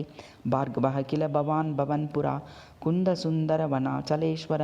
अर्जुनस्य बलदर्पितस्य तु चेष्यति स्मरति बाहुकाननम् आज्ञातवात्र भवति विदितात्रयी स धर्मं त्वदुक्तमखिलेन वनाद्रिनाथ अन्यो न माचरितुमास्ति कशिक्षणार्थम् अत्रावतीर्य किल सुन्दर राघवो भूः वनगिरिपतिरीशितेति देवैः त्रिपुरहर त्रिपुरघ्नचापभङ्गात् व्यगने परशुरामदर्शितस्य स्वकधनुषुः परिमर्शदर्शनाद्यः अनवाप्तमत्र किल लिप्सते जनैः न च लब्धमेतमिह भोक्तुमिष्यते अनवाप्तमत्र किल नास्ति राम तत् जगति त्वया तृणमवैक्षि सुन्दर शिखरिषु विपिनेष्वप्यागास्वच्छतो या स्वनुभवसि रसज्ञो दण्डकारण्यवासन् तदिह तदनुभूतौ साभिलाषोऽद्य राम श्रयसि वनगिरीन्द्रं सुन्दरी भूय भूयः उपवनतरुषाण्डैर्मण्डिते गण्डशैल प्रणयिभवदुदन्तोद्गायि गन्धर्वसिद्धे वनगिरितटभूमिप्रस्तरे सुन्दर त्वं भजसि नु मृगयानानुद्रव शान्तिशान्तिं कूले देहो किल दक्षिणस्य निवसन् दूरोत्तराभो विधिगान् दैत्यान् एकपथगिन्त्रिणार्चित इतीयं किन्वदन्ती श्रुता तत्रैवैश्वरमभ्यसां व्यजयताः तस्माद्वनादीश्वर श्रीमन् सुन्दरसेतुबन्धनमुखाः क्रीडास्तवाडम्बरं रघुकुलतिलकं त्वं जातु चित् यातु दान ज्वलमृगमृगयायां सम्प्रसक्तः पुराभूः तदुपजनितके दच्छेदनायाद्य गायन् मधुकरतरुषच्छण्डं राज्यसे किं वनाद्रिं हे सुन्दरैकतर जन्मनि कृष्णभावे द्वे मातरौ च पितरौ च कुले अपि द्वे एकक्षणादनुगृहीतवतः फलं ते नीलाकुलेन सदृशी किल रुक्मिणी च त्वं हि सुन्दर यदास्तनन्दय पूतानास्तनमदास्तदा नु किं जीर्णमेव जठरे पयोविषं दुर्जरं वद तदात्मना सह आश्रितेषु सुलभो भवन् भवान् मर्त्यदां यदि जगाम सुन्दर अस्तु नाम तदुलूकले कियद्दामबद्ध इति किं तदारुदः सुन्दरो भुभुजनन्दनन्दन स्तवं भवन् भ्रमरविभ्रमालकः मन्दिरेषु नवनीततल्लजं वल्लवीधियमुतव्यचूचुरः कालीयस्य फणतां शिरस्तु मे सत्कदम्बशिखरत्वमेव वा वष्टिजुष्टवनशैलसुन्दर त्वत्पदाम्बुजयुगमर्पितं ययोः गूहितस्वमहिमापि सुन्दर त्वं व्रजे किमति शक्रमाक्रमी सप्तरात्रमददाश्च किं गिरिं पुच्छतश्च सुहद किमु क्रतुः हे नन्दनन्दन सुसुन्दर सुन्दराहु वृन्दावने विहरतस्तव वल्लवीभिः वेणुध्वनिश्रवणतस्तरुभिस्तदा वै सग्रावभिर्जुतविलायमहो विलील्ये गायं गायं वनगिरिपते त्वं हि बृन्दावनान्तः गोपीसङ्गैर्विहरसि सदा सुन्दर व्यूढबाहो रासारम्भोत्स बहुविधप्रेम सीमन्तिनीनां चेतश्चेतस्तव च तु तदा कां दशा मन्वभूताम् इङ्गितं निमिषितं च तावकं रम्यमद्भुतमतिप्रियङ्करं तेन कंसमुखकीटशासनं सुन्दराल्पकमपि प्रशस्यते वारणसीदहन पौण्ड्रकभौम कल्पद्रुमाहरणशङ्करजुम्प्रनाद्याः अन्याश्च भारतबलक्रतनादयस्ते क्रीडाः सुसुन्दरभुज श्रवणामृतानि त्वं हि सुन्दरवनाद्रिनाथ हेव वेङ्कटाह्यमेहि महीन्द्रमूर्धनि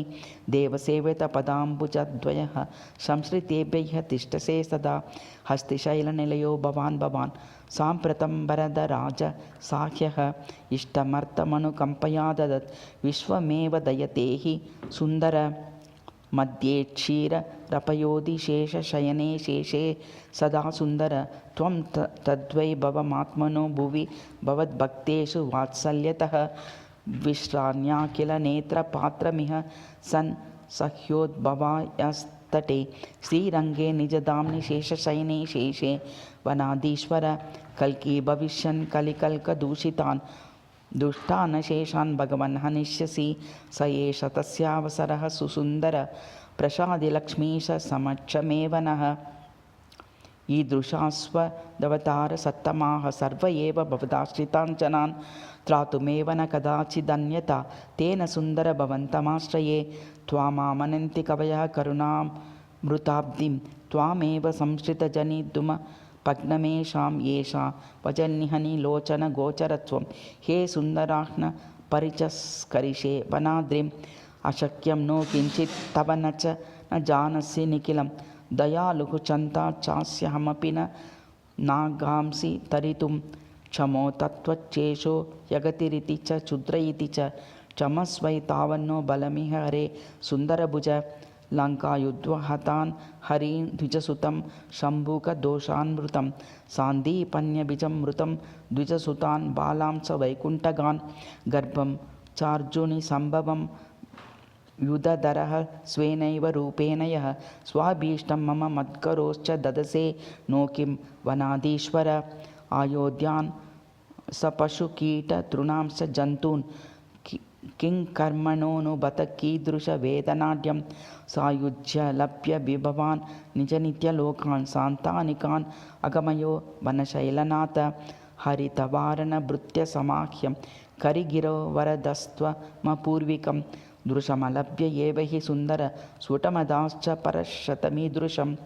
इह च देव ददासि परान् वरान् वरद सुन्दर सुन्दरदोर्धर वनगिरेरभितस्तटमावसन् निखिललोचन गोचरवैभवः इदमिमे शृणुमो मलयध्वजं नृपम्य स्वयमेह हि सुन्दर चरण सात्कृतवानिति तद्वयं वनगिरीश्वर जातमनोरथाः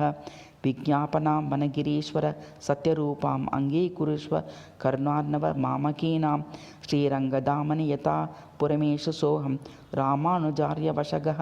परिवर्तिषीय किञ्चेदं तविरिञ्च भावन वनद्रीश प्रभो सुन्दर प्रत्यख्यानपराङ्मुखो वरदतां पश्यन्नवश्यं कुरु श्रीरङ्गश्रियमन्वहं प्रगुणयन् त्वद्भक्तभोग्यां कुरु प्रत्यक्षं सुनिरस्तमेव विदधत् प्रत्यर्थिनां प्रार्थनाम् कारुण्यामृतवारिदे वृषपतेः सत्यसङ्कल्पना श्रीमन्सुन्दर योग्यताविरहितानुसार्य सद्वत्सल क्षाम्यन् साधुजनैः कृतांस्तु निखिलानेवापचारान् क्षणात् त्वद्भोग्यमानिशं कुरुष्व भगवन् श्रीरङ्गधामश्रियम् इदं भूयो भूयः पुनरपि च भूयः पुनरपि स्फुटं विज्ञीप्यस्य मीत्यगतिरमुदोऽनन्यशरणः कृतागा दुष्टात्मा कलुषमतिरस्मीत्यनवदेः दया यास्ते पात्रं वनगिरिपते सुन्दरभुज इति पञ्चस्तव्यां सुन्दरबाहुस्तवः समाप्तः। श्रीः श्रीमते रामानुजाय नमः। श्रीमते निगमान्तमहादेशिकाय नमः। वरदराजस्तवः श्रीवच्चिन्नमिश्रेभ्यो नम उक्तिमधीमहे यदुक्तयस्रयी कण्ठे यान्ति मङ्गलसूत्रतां स्वस्ति हस्तिगिरिमस्तशेखरः सन्तनोतु मयि सन्ततं हरिः निस्समाभ्यधिकमभ्यदत्तयं देवमौपनिषदि सरस्वती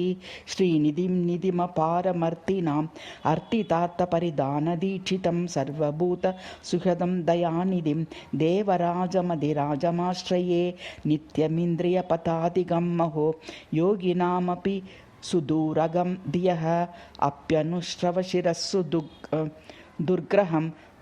प्रादुरस्ति करिशैलमस्तके वल्लिकाश्रुतिमतल्लिकामयि येन पल्लवितविश्वशाखया स्वश्रिया करिगिरेरनुक्रियां वष्टिमुष्टवरदं तमाश्रये यं परोक्षमुपदेशतस्रयि नेति नेति परपर्युदासतः भक्तियस्तमपरोक्षमीक्षयत् एष तं करिगिरिं समाश्रये एष ईश इति निर्णयं त्रयी भागधेयरहितेषु नोदिशेत् हस्तिदामनि न निर्णयेत को देवराजमयमीश्वरस्त्विति है कुदुष्टभिनिविष्टचेतसां निर्विशेषसविशेषताश्रयं संशयं करिगिर्नुदत्यसौ तुङ्गमङ्गलगुणास्पदे हरौ न्यायतर्कमुनिमुख्यभाषितैः शोधितैः सह कथञ्चन त्रयी जोषये दुर्हरिमनं हसो जनान् हस्तिधाम सकलं जनं स्वयम् अद्भुतं महदसीमभूमकं किञ्चिदस्ति किल वस्तु निस्तुलम् इत्यघोषि यदिदं तदग्रतः तथ्यमेव करिदां दृश्यते संवदेत किल यत् प्रमान्तरैः तत्प्रमाणमिति ये हि मे निरे तन्मतेऽपि बतमानतां गता हस्तिनाद्य परवस्तुनि त्रयी गुणायत्तं लोके गुणेषु हि मतं मङ्गलपदं विपर्यस्तं हस्तिचितिदरपते तत्त्वयि पुनः गुणाः सत्यज्ञानप्रभृतय उत त्वगततया शुभीभूयं यथा इति हि निरनैष्म श्रुतिवशात् निराबाधं नित्यं निरवधि निरहंहो निरुपमं सदा शान्तं शुद्धं प्रतिभटमवद्यस्य सततं परं ब्रह्मान्मातं श्रुतिशिरसि यत्तद् वरदते परं रूपं साक्षात् तदिदमपदं वाग्मनसयोः प्रशान्तानन्तात्मनुभवज महानन्दमहिम प्रसक्तस्थौमित्यानुकृतवितरङ्गार्णवदशं परं यत्ते रूपं स्वसदृशदरिद्रं वरद तत्त्रयी पिप्स्पृच्छन्ति परनिरसने श्राम्यति परं न वक्तुं न श्रोतुं न मनितुमतोपासिषितुं न च द्रष्टुं स्प्रष्टुं तदनु च भोक्तुं हि सुशकं परं यद्वस्तुकं ननु वरद साक्षात् तदसि भोः कथं विषस्मै त्वं करिगिरिपुरस्तिष्ठस्त इह प्रकृष्टं विज्ञानं बलमतुलमैश्वर्यमखिलं विमर्यादं वीर्यं वरद परमाशक्तिरपि च परं तेजश्चेति प्रबलगुणषट्कं प्रथमजं गुणानां निस्सीम्नां गणनविगुणानां प्रसवभूः गुणैः पङ्किस्त्वेतैः प्रथमतरमूर्तिस्तव बभौ ततस्त्रिस्रस्तेषां त्रियुगयुगलैर्हि त्रिभिरभुः व्यवस्था या चैषा ननुवरद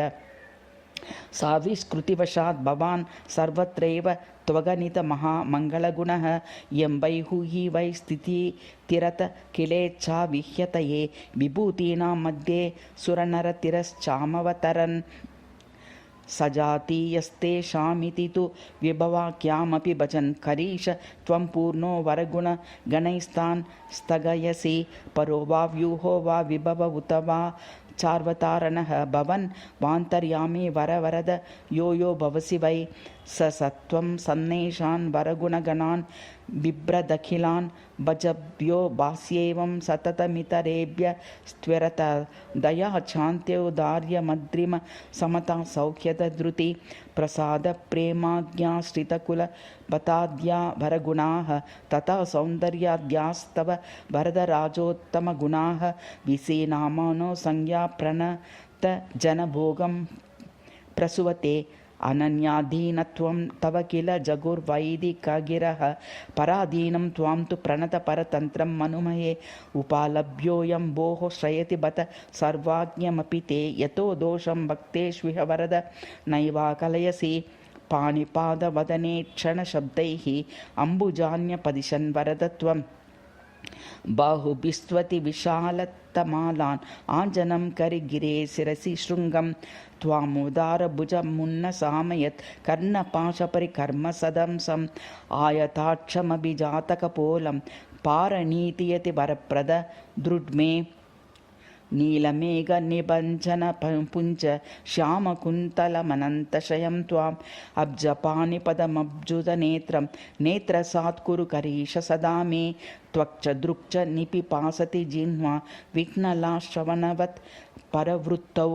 नासिका त्वयि करीश ततेति प्राप्नुयां कथमिमां स्विदवस्थाम् आदिराज्यमधिकं भुवनानाम् ईशते पिशुनयन् किल मौलिः चूलिकामणि सहस्रमरीचेः हस्तिभूषण भवत्युदयाद्रिः उद्वरत्युपरि भक्तजनानि प्यूर्धवाश्रयन सूचितशक्तिम् ऊर्ध्वपुण्ड्रतिलकं बहुमानात् किं बिभर्षि वरद स्वललाटे कर्णिका तव करीश किमेषा कर्णभूषण मुतांसविभूषा अंसलभ्यकभूषणमाहो मानसस्य मम वा परिकर्म पारिजातविटपानभितो या पुष्पसम्पदुदयात् करिनाथ त्वां विडम्बयति तावकबाहु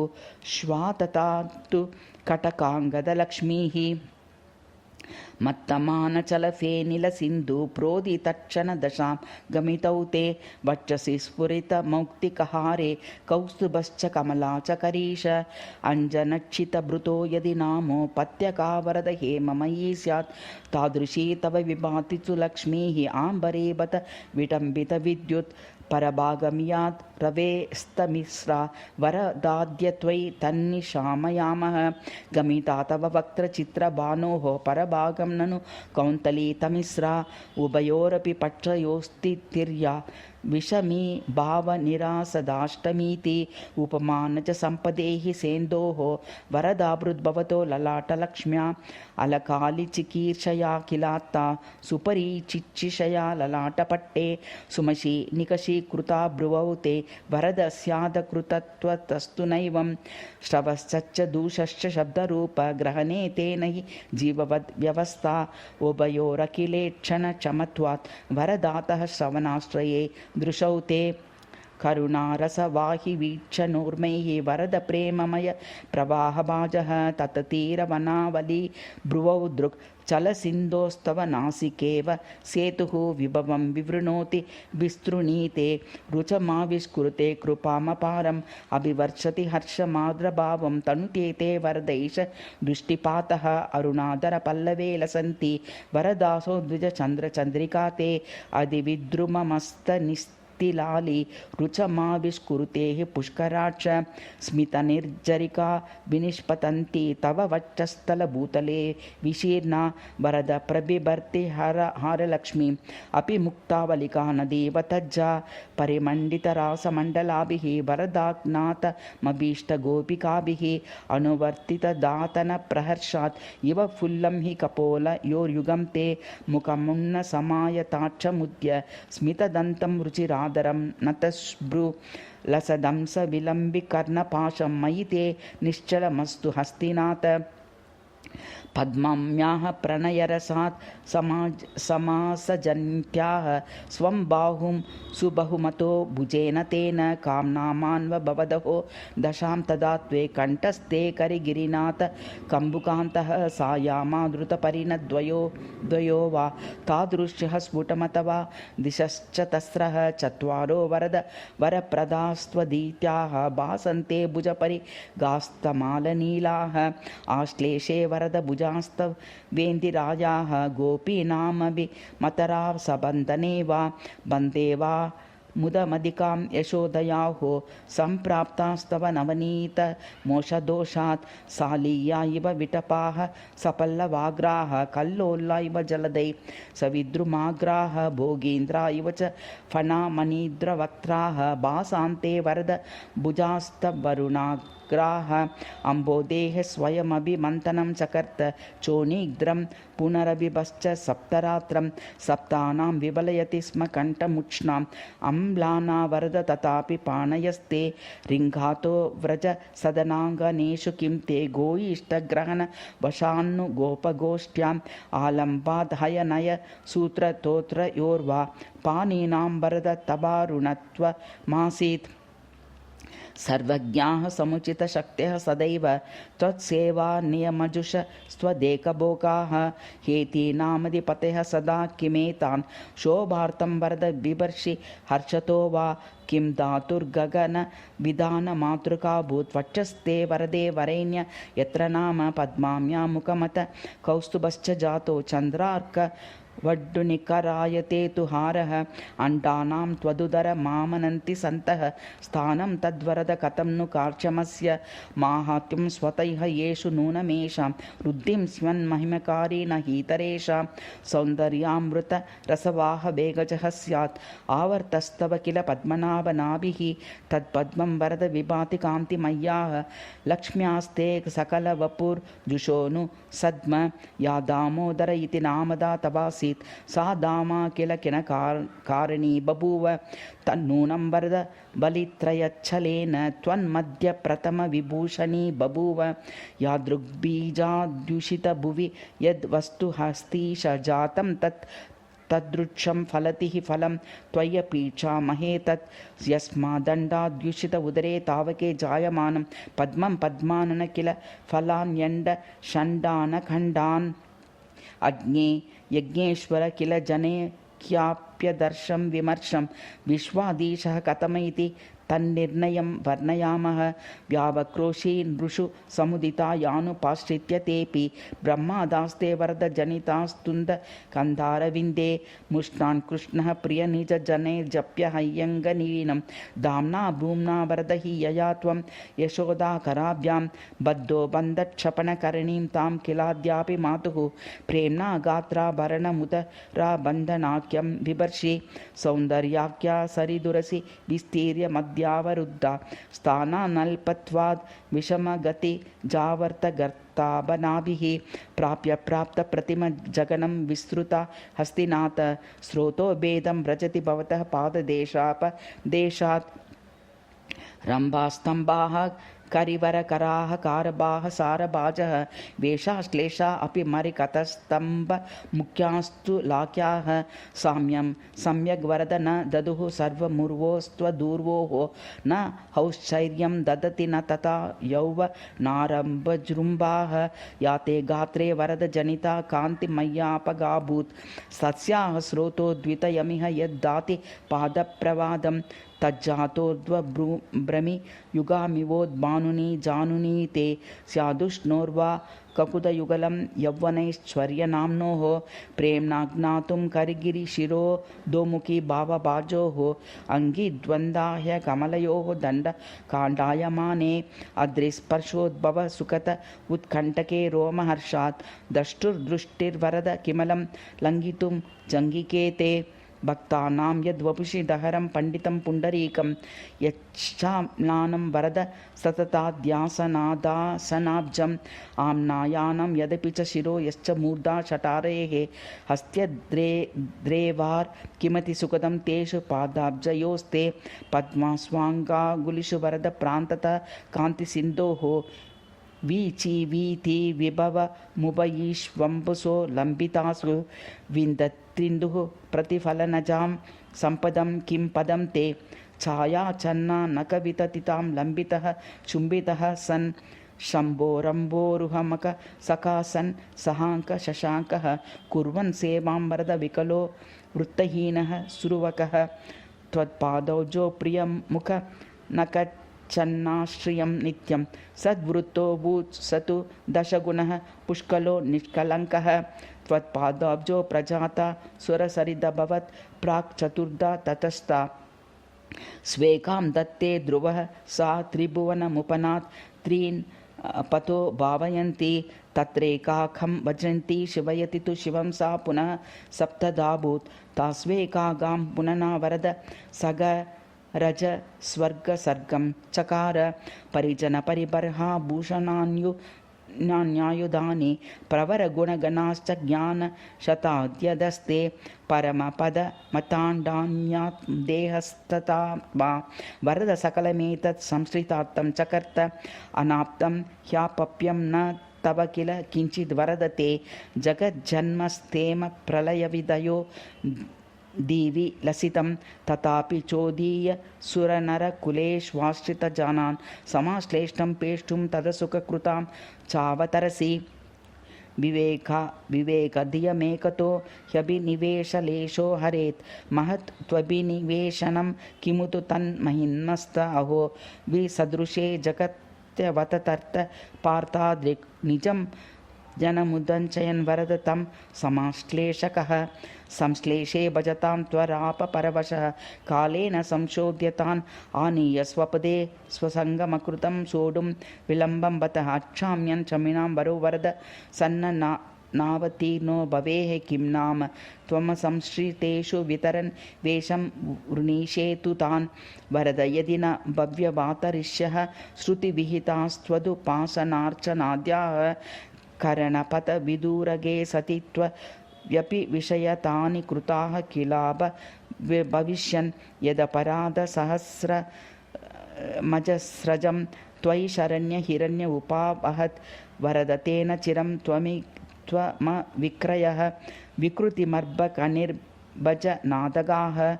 त्वामामनन्ति कवयः करुणामृताब्दे ज्ञानक्रियां भजनलभ्य मन्ये हि एतेषु केन वरदोत्तर कोसलस्ताः पूर्वं सदूर्वमुपजन्त हि जन्तवस्त्वां भवत्सु वात्सल्यवशात् समुत्सकः प्रकाममन्त्रावतारे वरप्रद भवेश्च तेषां सुलभोत किं त्विदं यदङ्गदाम्ना नेतः पुरारुदः नरसिंहतनुरगौणी समसमय समुद्भवश्च भक्तिगिरः स्तम्भे च सम्भवस्ते पिशुनयति परेशतां वरद तापत्रयीमय दवानलदह्यमानं मुख्यन्तमन्तमभयन्तमनन्तनैव स्थातुं प्रयातुमुपयातु मनीषमीश हस्तीश दुश्चमृतवृष्टिभिराजभेदाः नानाविरुद्धविदिशासु दिशासु चाहो वन्ध्यैर्मनोरथशतैर्युगपद्विकृष्टः